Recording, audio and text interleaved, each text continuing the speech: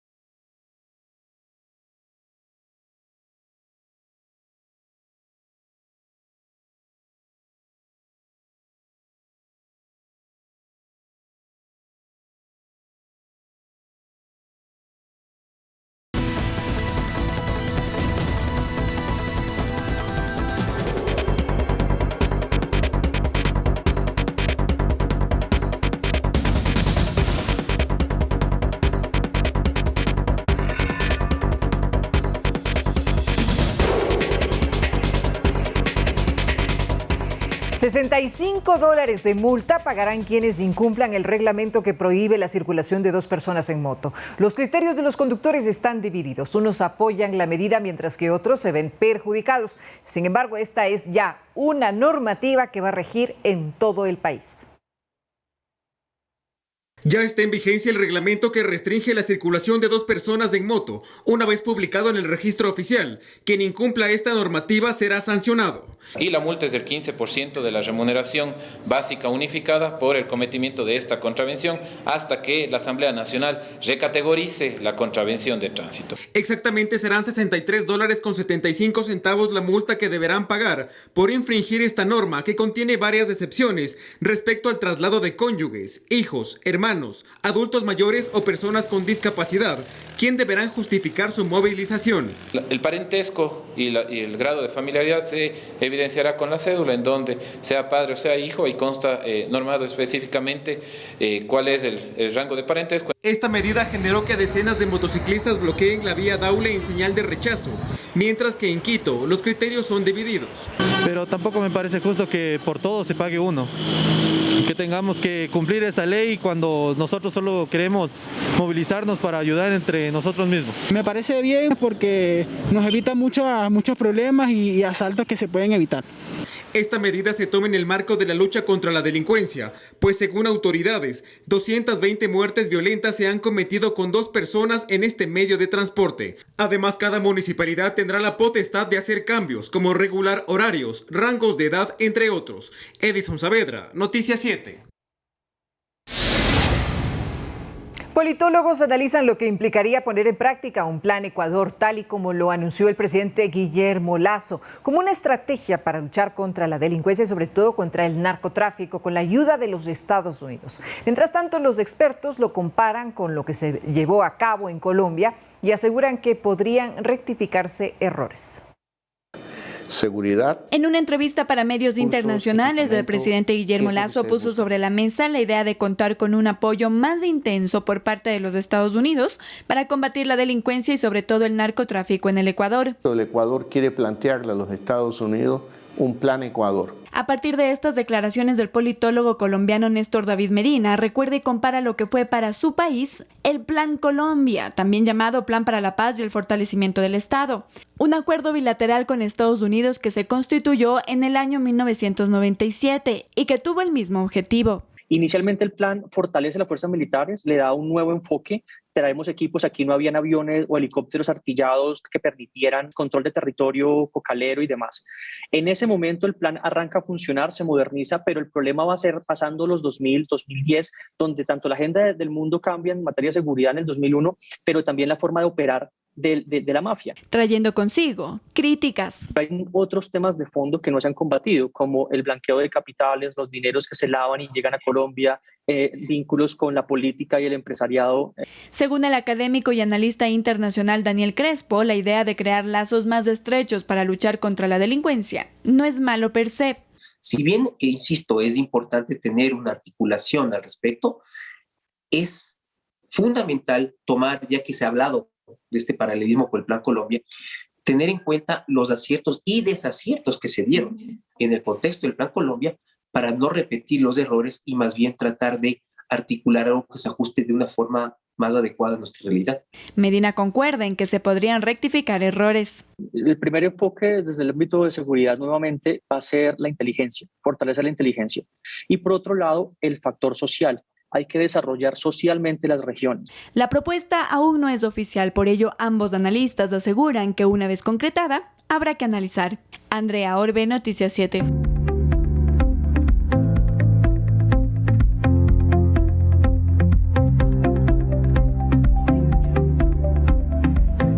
En Estados Unidos, el presidente de la República, Guillermo Lasso, se reunió con el alto comisionado de la ACNUR, donde el tema central fue la migración. Además, mantuvo encuentros con organizaciones internacionales. En el marco de la 9ª edición de la Cumbre de las Américas, el presidente Guillermo Lasso suscribió el acuerdo por la protección del océano en conjunto con los mandatarios de Colombia, Chile, Costa Rica y Panamá. Vamos a trabajar por el establecimiento de una red de áreas marinas protegidas que van a estar ecológicamente interconectadas. Marcamos ese hito para proteger nuestros arrecifes coralinos, para proteger nuestras especies y también para marcar un rechazo a prácticas tan deleznables como es la pesca de arrastre, que termina siendo la deforestación de los mares. Además, el mandatario ecuatoriano se reunió con el alto comisionado de la ACNUR, en donde habló de temas migratorios. Juntos, movilizar más recursos internacionales para apoyar a Ecuador en este proceso de asistencia e inclusión de los venezolanos en el país. Parte de sus actividades durante este jueves fue una reunión con el presidente de Costa Rica. Sobre este encuentro, el presidente Lasso se refirió en su cuenta de Twitter. Hoy mantuve un encuentro bilateral con el presidente de Costa Rica, Rodrigo Chávez. Hemos iniciado formalmente nuestra negociación de un tratado de libre comercio que unirá más a nuestros pueblos. Además, también mantuvo reuniones privadas con el mandatario colombiano Iván Duque, lo cual señaló en sus redes sociales. Muy contento de reunirme con el presidente de Colombia, Iván Duque. Dialogamos sobre la cooperación entre naciones para atender temas de seguridad, cuidado de fronteras, refuerzo al sistema de salud y producción de medicamentos. Ya en horas de la noche, el presidente Guillermo Lasso participó de la sesión plenaria de jefes de Estado. Edison Saavedra, Noticias 7. El Ecuador ingresó al Consejo de Seguridad de las Naciones Unidas como miembro no permanente. La mañana de este jueves 9 de junio de este año se realizó la votación en la que la Asamblea General, de 192 votos posibles, el país obtuvo 190 a favor y 2 abstenciones. De esta forma, entonces, el Ecuador integrará el Consejo para el periodo 2023-2024. En 1992, amigos, fue la última vez que la nación ocupó un lugar en ese órgano principal. Además, Ecuador es el único país de América Latina en estar de entre los 5 elegidos en la Asamblea General de la ONU que se desarrolló en la ciudad de Nueva York. En primer lugar, es el reconocimiento de lo que hoy el Ecuador pesa en las relaciones internacionales. Ser miembro no permanente durante el año 2023 y 2024 nos da la oportunidad de contribuir con la paz del mundo. Por lo tanto, estamos recuperando un espacio importantísimo que le dará al Ecuador la posibilidad de relacionarse con todos los países del mundo. El presidente Guillermo Lasso se comprometió a desclasificar la información del secuestro y asesinato de un grupo periodístico de diario El Comercio en el año 2018. Las declaraciones las hizo durante una entrevista en la cadena internacional CNN. 4 años después del secuestro y asesinato de Javier Ortega, Paul Rivas y Efraín Segarra a manos de los disidentes de las FARC en el Frente Oliver Sinisterra, el gobierno ecuatoriano se compromete una vez más a desclasificar la información de este caso. Que en el próximo Consejo de Seguridad del Estado que voy a convocar, y lo voy a acelerar la convocatoria, para poder desclasificar esta información. Esclarecer lo referente al hecho que conmocionó al país fue una de las promesas de campaña del presidente Lasso, que podría concretarse pronto, y eso es lo que aspiran los familiares de los periodistas asesinados. La expectativa es que esa desclasificación no solamente se cumpla en el tiempo oportuno, sino que además tenga información relevante. En ocasiones anteriores ya se ofreció la desclasificación de información. Incluso se entregaron documentos que dicen fueron manipulados o estaban incompletos, por lo que ahora aspiran a que la verdad sea revelada. Si hay y se comprueba negligencia en cómo se manejó el tema del secuestro de mis colegas. Hay que aplicar la ley. Es lo que le iba a preguntar. Hay que aplicar la ley, no importa quién sea. Esa es una obligación moral y ética de un gobierno democrático con los familiares de las víctimas. Y ese alcanzar justicia, nosotros lo hemos dicho desde el primer momento, desde el año 2018 en que ocurrieron los hechos, tiene que ser en todas las escalas de responsabilidades y en todos los actores que tuvieron una participación, ya sea por acciones o por omisiones. Javier, Paul y Efraín, trabajadores de Diario El Comercio, fueron secuestrados el 26 de marzo de 2018 por disidentes de la guerrilla de las FARC en la provincia de Esmeraldas. Luego fueron trasladados a Colombia, en donde, después de días de cautiverio, fueron asesinados, como lo confirmó el 13 de abril de 2018 el entonces presidente Lenín Moreno, a quien hoy se lo señala por supuesta negligencia. Carolina Basante, Noticias 7. Atención amigos, los señalamientos por presuntas irregularidades salpican a legisladores de diferentes bancadas de la Asamblea Nacional. Les contaremos los detalles cuando regresemos de la pausa. Ya volvemos.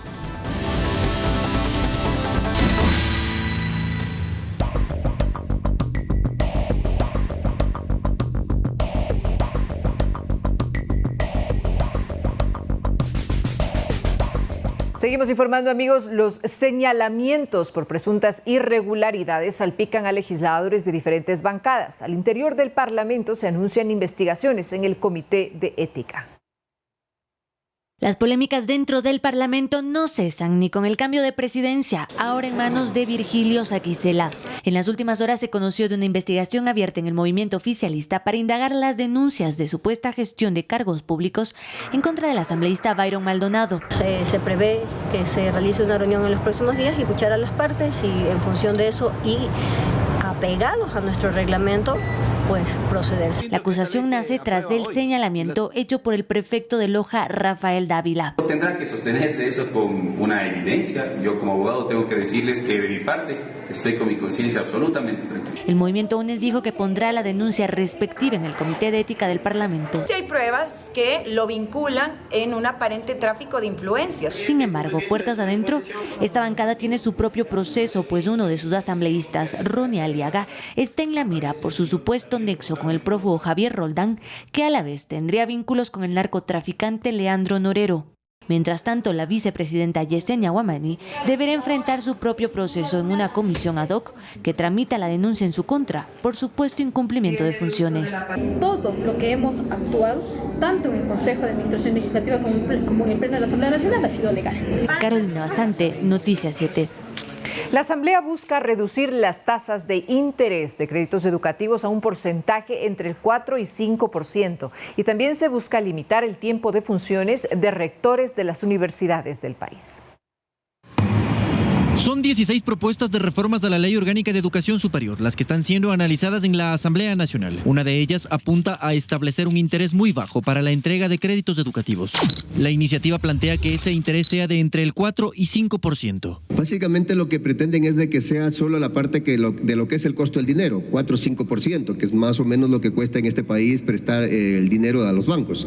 Eso es lo que nosotros pretendemos. Por debajo de ese porcentaje de interés ya no sería rentable para ningún banco, mucho menos para la banca pública. Sería solo para créditos educativos vinculados con educación superior. Como la propuesta involucra recursos, será necesario que el tema pase a la Comisión de Régimen Económico de la Asamblea. Su presidenta dice que buscarán la forma de canalizar esta iniciativa. Lo haremos de manera técnica, de manera responsable y que salga un proyecto de ley que en verdad ayude y beneficie a los estudiantes. A través de esta reforma, los legisladores podrían, además, definir el tiempo de permanencia de los rectores de las universidades. ¿Quién designa a los decanos? ¿Quién designa a los directores de carrera en las universidades? A tiempo presente, quien lo hace es el rector.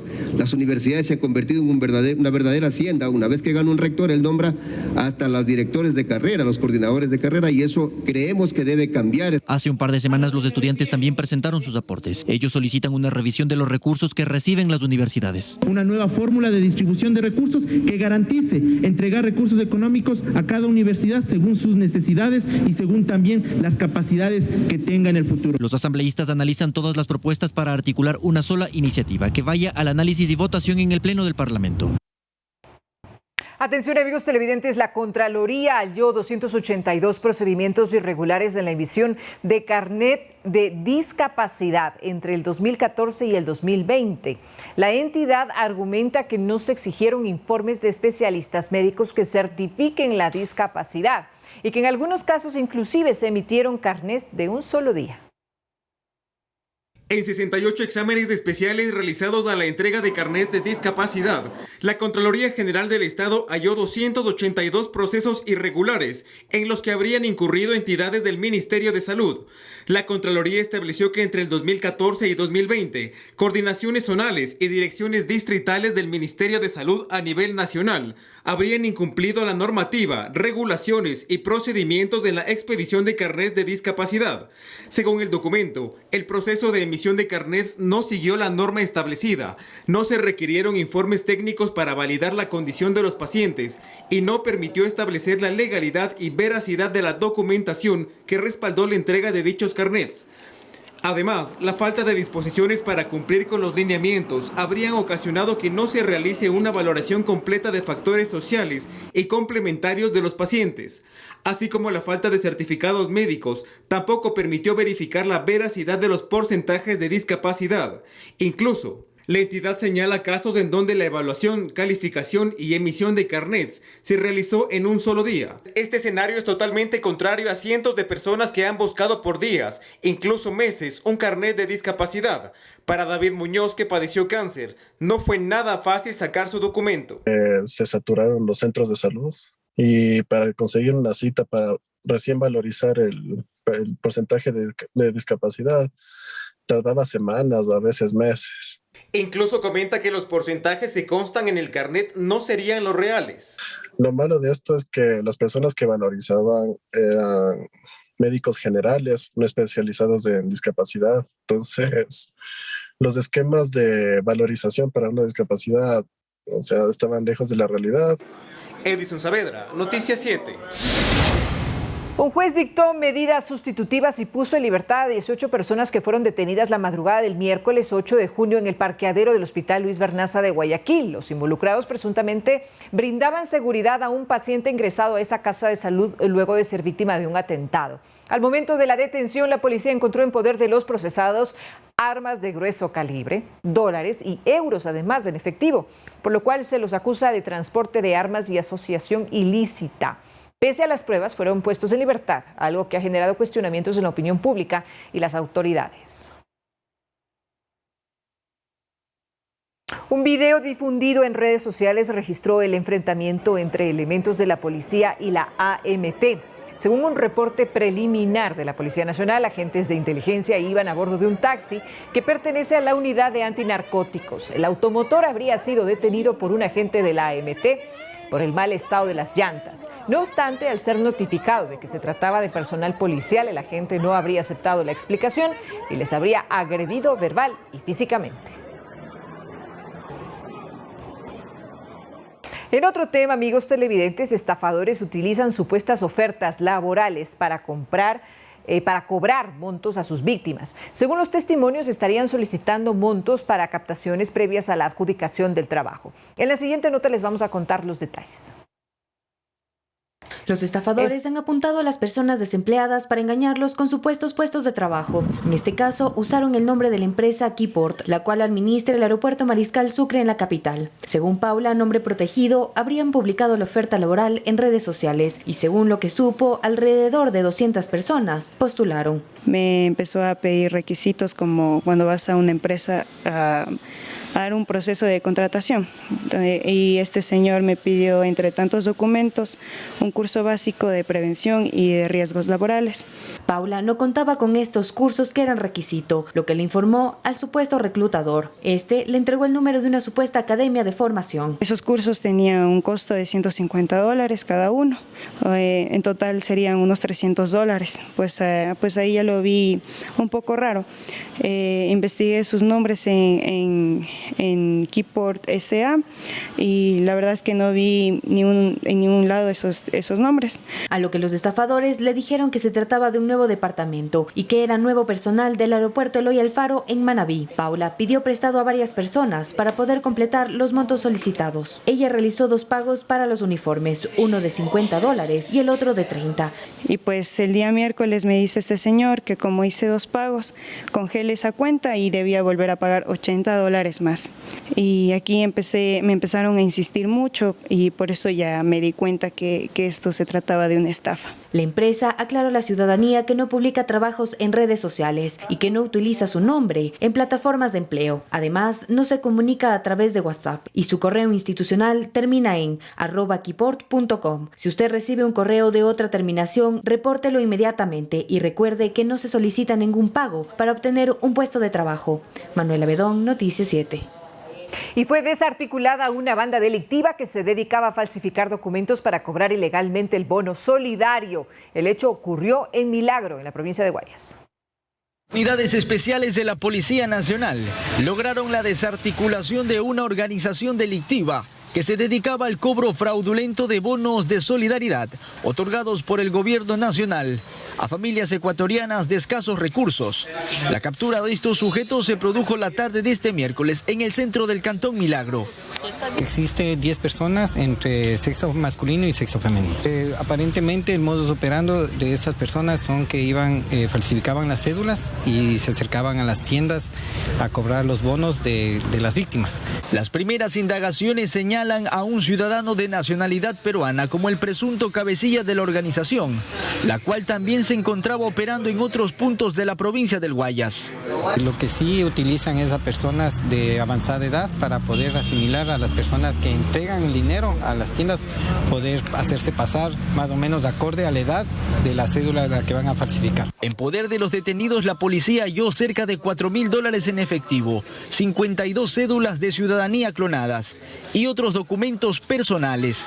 Todos los sujetos han sido puestos a órdenes de las autoridades competentes y se espera que en las próximas horas se defina su situación legal.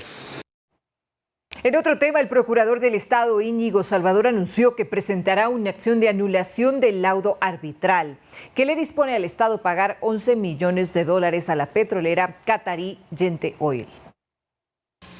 Tras el fallo de un tribunal arbitral que establece que el Estado ecuatoriano tiene que pagar $11 millones a la petrolera Gente Oil por supuestas violaciones de los términos del contrato para la exploración y explotación del campo Singue, ubicado en Sucumbíos, el procurador afirmó que este fallo no es la última palabra. Que la Procuraduría General del Estado presentará una acción de anulación del laudo arbitral. Esta acción deberá presentarse ante los tribunales ordinarios de Santiago de Chile. De acuerdo a la legislación chilena, sede del Centro de Controversias, el Ecuador tiene 90 días para realizar esta acción de anulación. Pero además el procurador anunció que independientemente del fallo, este no afecta o influye en el proceso penal por peculado, que está en revisión la sentencia de primera instancia en contra de 7 personas, entre ellas el ex vicepresidente Jorge Glass. Este arbitraje internacional no tiene ninguna afectación, no incide en absoluto en el proceso penal. La vicepresidenta ejecutiva de Gente Oil reconoce que son procesos distintos entre el fallo arbitral y el proceso penal, pero afirma que los jueces podrían tomar en cuenta el laudo.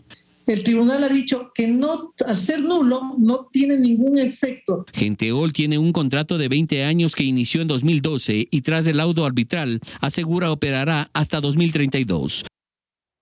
Vamos a cambiar de tema. Les contamos que la Secretaría de Movilidad aún no tiene fechas para la implementación de proyectos viales como por ejemplo el Bicicú o nuevas ciclovías, ni tampoco la actualización de la flota de buses del Corredor Norte. Veamos la nota. La secretaria de Movilidad, Giselle Paredes, explica que respecto al estado del Corredor Norte, más conocido como Metrobús, actualmente cuenta con un contrato vigente, donde se solicitaba ya el cambio de unidades por parte de la empresa que administra la línea. La nueva flota es una obligación contractual que se encuentra estipulada. Sin embargo, ha habido propuestas del corredor de hacer una implementación que requiere un análisis mayor. Según Ney Jiménez, administrador del corredor, se ha solicitado el cambio de flotas desde el año 2017, pero no ha sido posible. Testeamos este bus por más de un año con la empresa BID.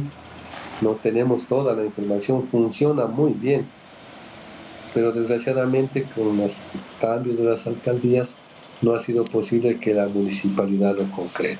Paredes explica que no se ha realizado ningún tipo de trabas y que se sigue lo estipulado en el contrato. Pero que es sobre lo cual estamos trabajando justamente en la actualidad con el operador para ver la forma de hacer la implementación o la adecuación de esta implementación de flota que se necesita. Respecto al transporte alternativo y las ciclovías, Paredes explica que se encuentran haciendo avances normativos para el fomento de este tipo de transporte y la implementación de nuevas rutas. No está dada en un proyecto único, sino en general en una política de movilidad sostenible que busca ubicar o potenciar el uso de la bicicleta como un modo sostenible. Por otra parte, aún no se tiene una fecha para cuando podría rehabilitarse la Bicicu. Paredes aclara que se debe a los procesos de investigación. Dependemos mucho de poder tener un estudio adecuado de demanda. Manuela Bedón, Noticias 7. Las autoridades han planteado la relocalización de las trabajadoras sexuales en el centro de la ciudad de Quito. Las dirigentes realizaron una protesta ya que aseguran que el acta no respeta su derecho al trabajo. Este 9 de junio se reunieron las autoridades de la Secretaría de Seguridad con las dirigentes de las trabajadoras sexuales para dialogar sobre la firma del acta de convivencia. La directora de Gobernabilidad de la Secretaría de Seguridad, Gina Durán, explica que lo que se busca es el cumplimiento de ciertos términos, como la relocalización fuera de los espacios turísticos. Que sea un espacio en que toda la comunidad esté de acuerdo, sean espacios no turísticos, como son las plazas, los teatros, principalmente la calle Guayaquil. Las dirigentes no firmaron el acuerdo, ya que aseguran que no les dan garantías que puedan seguir ejerciendo su profesión. Tenemos un plan de convivencia que lo hemos elaborado con las observaciones que nos ha pedido el municipio de Quito, el cual no sabemos por qué motivo nos han clausurado el día de hoy, si estábamos en estudios del plan de convivencia que ellos nos presentaron. Las únicas garantías que nos están dando es arriarnos, discúlpeme así señorita en estos términos, arriarnos como ganado. Durán aclara que la clausura de los hostales se debe a que incumplen con la reglamentación y la licencia única para actividades económicas. Y lo que nosotros les hemos dicho es perfectamente vamos a abrir los locales una vez ustedes presenten los documentos de descargo apropiados. La Secretaría por su parte aclara que no busca impedir su derecho al trabajo, pero sí hacerlo de forma organizada. También los horarios, necesitamos que sea un horario que justamente les proteja a ellas. La próxima semana tendrán otra reunión las autoridades de la Secretaría, el Ministerio de Inclusión Económica y Social y las dirigentes para poder llegar a un posible acuerdo. Manuela Bedón, Noticias 7. Cuando regresemos de la pausa les contaremos, amigos televidentes, la primera bodega submarina del mundo, Crusoe Treasure, se encuentra en la costa atlántica española. Con los detalles de esta y otras noticias regresamos después de la pausa.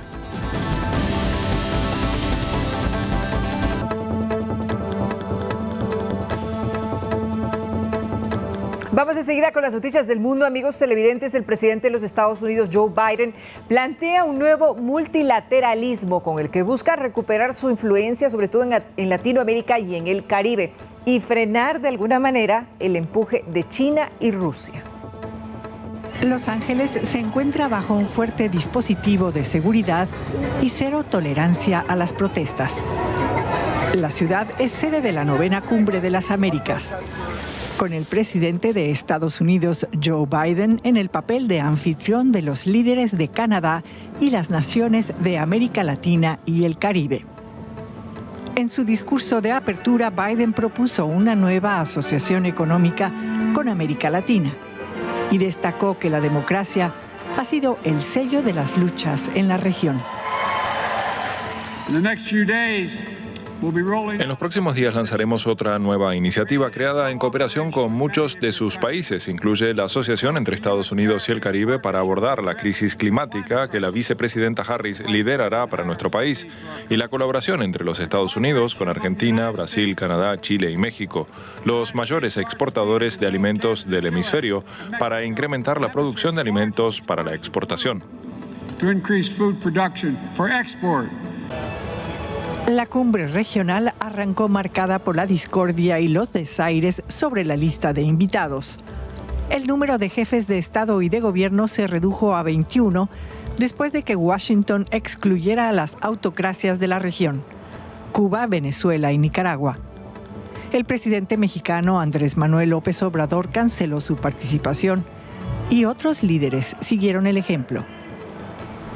El contingente más numeroso ha sido el de titulares de las carteras del exterior, como el mexicano Marcelo Ebrard, que calificó la exclusión de países como error estratégico y abogó por refundar el orden interamericano. Bueno, siempre hemos planteado eso, pero no solo nosotros, en muchos países creo que estaríamos de acuerdo. Pero además de eso, lo que importa es ver hacia dónde vamos como conjunto. Es lo que está planteando el presidente López Obrador, que tenemos que dejar atrás el siglo XX y entrar al siglo XXI. ¿Y hacia dónde van? Hacia una unión basada en el respeto mutuo. Bueno. La administración Biden propone una asociación de las Américas para la prosperidad económica, que buscará contrarrestar la influencia de China en la región. Entre lágrimas, familiares y sobrevivientes del tiroteo en una escuela de Uvalde, en Texas, rindieron testimonio ante el Congreso de los Estados Unidos, decepcionado por la inacción de los legisladores. Una de las madres afirmó que en Estados Unidos las armas son más importantes que los niños. Y disparó a mi maestra y le dijo buenas noches. Le disparó en la cabeza y luego disparó a algunos de mis compañeros de clase y a la pizarra. Cuando fui donde estaban las mochilas, le disparó a mi amigo que estaba a mi lado y pensé que iba a volver al salón, así que tomé su sangre y la puse sobre mí.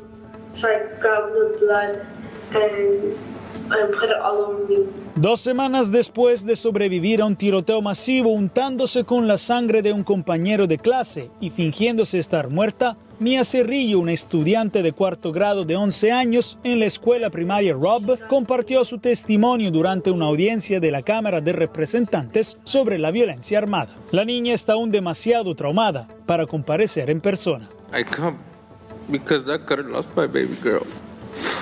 En el Capitolio estuvo solamente su papá Miguel. Además, los padres de Lexi Rubio, una niña de 10 años víctima del tiroteo en Uvalde, exigieron a los legisladores que hagan algo concreto para evitar más masacres.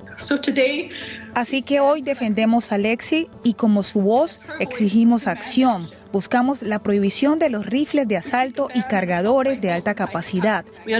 Entendemos que por alguna razón, para algunas personas, para las personas con dinero, para las personas que financian campañas políticas, las armas son más importantes que los niños. Legisladores demócratas buscan aumentar la presión sobre los republicanos que se oponen a las medidas de control de armas, presentando las historias en primera persona de testigos que aún procesan el trauma de la violencia armada. El único pediatra de Uvalde describió las consecuencias de la violencia con armas de fuego que vio en los niños. Dos niños cuyos cuerpos habían sido pulverizados por las balas que les dispararon, decapitados, cuyas carnes habían sido desgarradas, que la única pista sobre sus identidades era una caricatura salpicada de sangre en la ropa aún adherida a ellos, aferrándose a la vida y sin encontrar ninguna. Los emotivos testimonios se desarrollaron antes de que la Cámara votó este miércoles en la noche sobre un paquete de medidas de control de armas, incluida la legislación que prohibiría la venta de rifles semiautomáticos a personas menores de 21 años. Después, es casi seguro que los proyectos de ley no llegarán a ninguna parte en un Senado dividido en partes iguales, donde la sólida oposición republicana significa que no se puede obtener los 60 votos necesarios para romper una maniobra obstruccionista. Increíble. Ahora les contamos que en Estados Unidos se espera una ola de calor extremo, más mortífera que los huracanes en los próximos días. Se esperan precisamente temperaturas que van más allá de los 43 grados centígrados en ciudades como Phoenix, Las Vegas y Palm Springs, en California. Los meteorólogos advierten del peligro de este calor excesivo que causa más muertes en el país que los huracanes, las inundaciones y los tornados juntos. Así, las autoridades aconsejan entonces a la ciudadanía norteamericana de ese sector que limite el tiempo que pasa al aire libre, que beba muchísima agua y que busque obviamente las sombras si tiene que estar fuera de su hogar. Después del atropello múltiple en la ciudad de Berlín, las autoridades aseguran que el conductor tenía trastornos psíquicos y estará internado en un centro psiquiátrico hasta el juicio. Un día después del ataque, las banderas ondean a media asta en la capital alemana. Un día después del atropello múltiple, las huellas siguen visibles en el lugar de los hechos, pero también en el resto de la capital, donde las banderas ondean a media asta. De las 32 personas heridas, ya solo una se encuentra en estado crítico. Aún se investigan los motivos del ataque. Lo que sí está claro es que el presunto autor actuó de forma premeditada. El sospechoso es un hombre armenio-alemán de 29 años que recibió la nacionalidad en 2015. Tenemos conocimiento de que el sospechoso tuvo problemas psiquiátricos en el pasado. Durante el registro se hallaron medicamentos. Entre tanto, también ha liberado a los médicos que lo atienden de su deber de confidencialidad a través de su abogado defensor. Todo indica una esquizofrenia paranoide. En cualquier caso, lo que no hay es evidencia de algún tipo de trasfondo terrorista en lo ocurrido.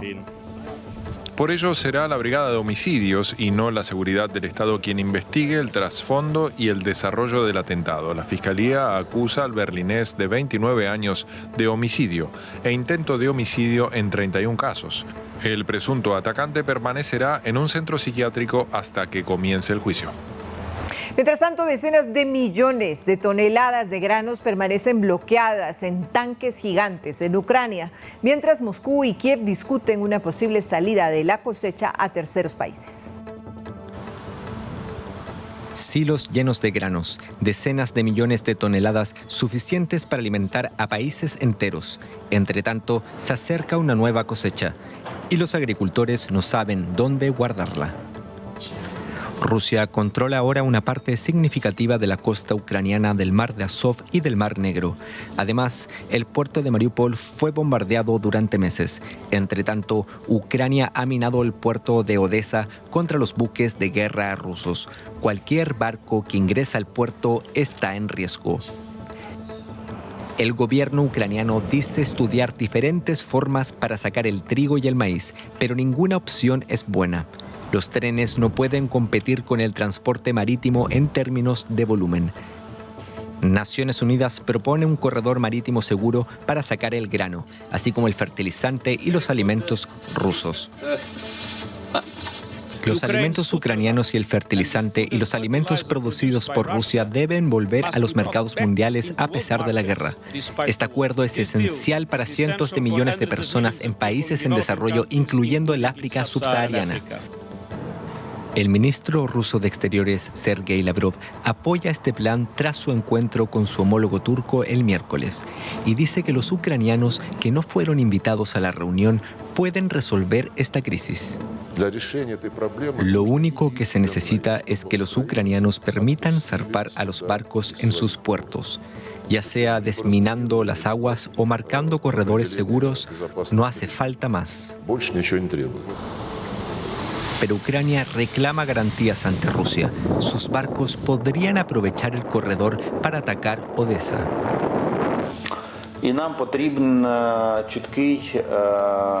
Necesitamos una misión clara para patrullar este canal, por el que los barcos de países en los que podemos confiar entregarán el grano.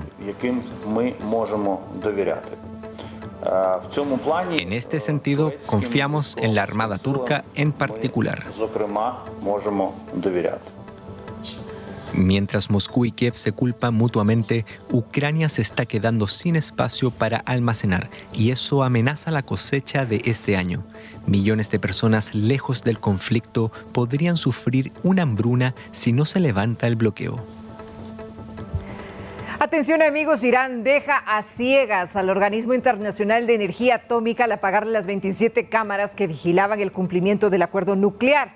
Este país también planea instalar centrifugadoras avanzadas que le van a permitir enriquecer rápidamente más uranio. Una escalada más de las tensiones sobre el acuerdo nuclear. Irán deja a ciegas al OIEA. El organismo de control nuclear de la ONU ha confirmado que Teherán ha apagado las 27 cámaras que vigilaban las actividades dentro de las instalaciones nucleares iraníes. Habían sido instaladas como parte del acuerdo con Occidente para permitir al país desarrollar energía atómica para uso civil. Un motivo más de preocupación para el máximo responsable del organismo. 27 cameras are being removed. Se están retirando 27 cámaras en Irán, aparte de un sistema de vigilancia del enriquecimiento online que tenemos allí.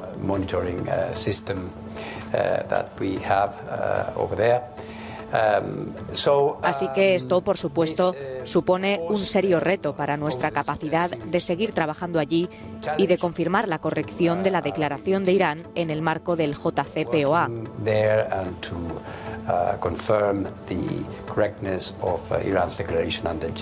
Irán también planea instalar centrifugadoras avanzadas que le permitan enriquecer rápidamente más uranio, una escalada más de las tensiones sobre el acuerdo nuclear. El histórico pacto firmado con Occidente y Rusia en 2015 fue aclamado como un gran avance en las relaciones con Irán, pero recibió un duro golpe cuando Donald Trump retiró a Estados Unidos 3 años después. Enseguida les invitamos, amigos televidentes, a revisar más noticias del mundo en el siguiente resumen. El gobierno colombiano confirmó la muerte de Felipe Alcócer, alias Pirri, cabecilla de la Dirección Nacional de la Guerrilla del Ejército de Liberación Nacional, después de una operación militar realizada el pasado sábado en Morales, en el departamento Bolívar, en el noreste del país. Según el ministro de Defensa de Colombia, Diego Molano, alias Pirri, que tenía 51 años, era responsable de ataques a la población civil, reclutamiento forzado y terrorismo. En Colombia, fuerte indignación ha causado un tuit de la periodista Amaranta Hank, en el que critica al candidato presidencial Rodolfo Hernández por no haber pagado la extorsión del ELN para que liberara a su hija Juliana, quien fue secuestrada en junio del 2004. Las reacciones se avivaron aún más cuando el candidato Gustavo Petro, con quien Hernández se disputará la presidencia de Colombia, lo reposteó en su cuenta de Twitter, dándole mayor difusión y un aparente respaldo a la crítica de la periodista. Hernández, por su parte, le respondió a Petro, diciéndole que espera que nunca le toque pasar por una situación similar.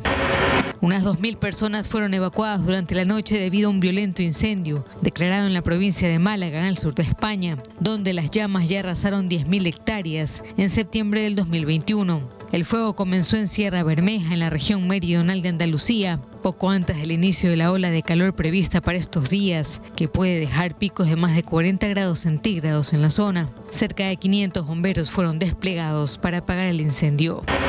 Shanghái volverá a confinar un distrito con 2.700.000 personas el sábado para realizar un test masivo de coronavirus, así lo indicaron las autoridades de esa ciudad, que no termina de pasar página del duro encierro de los últimos 2 meses.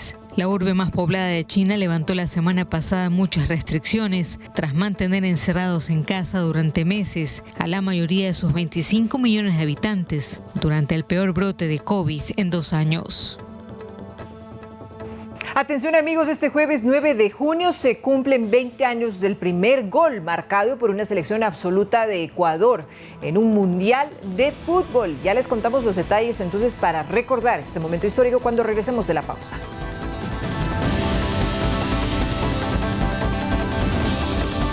Mientras tanto, amigos televidentes, antes de finalizar este informativo, les queremos contar que Costa Rica, Panamá, Ecuador y Colombia crean la autopista Nemo. Esta es una ruta acuática de miles de kilómetros que van a proteger la migración de la fauna marina del Pacífico. Veamos un poco de lo que se trata. Proteger el corazón del Pacífico es el objetivo con el que nace la autopista Nemo. Un proyecto que se desarrolla fruto del acuerdo entre Costa Rica, Panamá, Ecuador y Colombia. Pretende preservar los corredores de migración de los peces, ya que estos a menudo se ven afectados por la pesca intensiva. Cuando los animales se alejan de sus zonas protegidas, vuelven a ser vulnerables a la pesca intensiva y a las actividades humanas. Entonces nos preguntamos, ¿por qué no regulamos y por qué no protegemos estas autopistas submarinas que conectan distintas zonas clave? Los científicos han podido comprobar con cámaras que las rutas existen. Así migran, por ejemplo, los tiburones martillo que se encuentran en extinción. Con la autopista Nemo tendrán una nueva oportunidad de vida. Si logramos proteger estos hábitats específicos o corredores que los animales utilizan durante sus migraciones, podremos finalmente darles una oportunidad, un cambio para que puedan respirar, una oportunidad para recuperarse. La autopista recorrerá miles de kilómetros en los que solo se permitirá la pesca local de peces no amenazados.